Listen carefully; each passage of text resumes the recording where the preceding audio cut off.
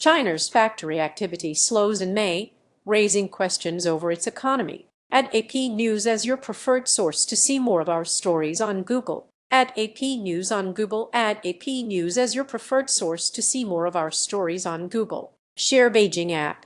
China's factory activity was flat in May, according to an official survey released Sunday, raising questions about how much further the country's economy can shield itself from the fallout of the ongoing Iran war and pressure on demand. The official Manufacturing Purchasing Managers Index moderated to 50 from 50.3 in April, according to the National Bureau of Statistics. Measured on a scale between 0 and 100, a PMI reading above 50 indicates expansion, while a reading below 50 reflects contraction. The new orders sub-index dropped to 49.9 from 50.6 in April, while the sub-index on production edged down to 51.2 from April's 51.5.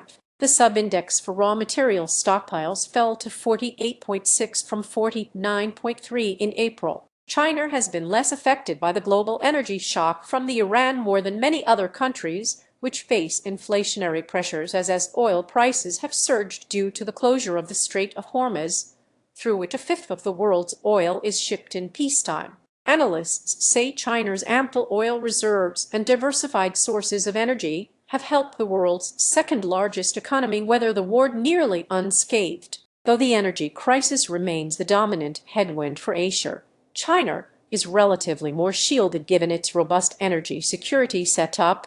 Frederick Newman, chief Asia economist at HSBC Bank, wrote in a research note last week. Read more. Meanwhile, exports remain key for China's broader economy, HSBC said. While China's exports to the United States have dropped year-on-year during most months in the past year, its global exports have been robust, particularly to Europe and Southeast Asia. Hopes for a recovery in exports to the U.S. have risen following President Donald Trump's summit with Chinese leader Xi Jinping in Beijing in mid-May, and after the two countries agreed to set up separate boards of trade and investment. Autos, technology, and artificial intelligence-related exports have been helping to drive export growth, but some economists also point to concerns over the broader economy. Domestic demand remains sluggish in the wake of a years-long property sector slump that has clobbered consumer confidence and investment. Domestic demand is lagging,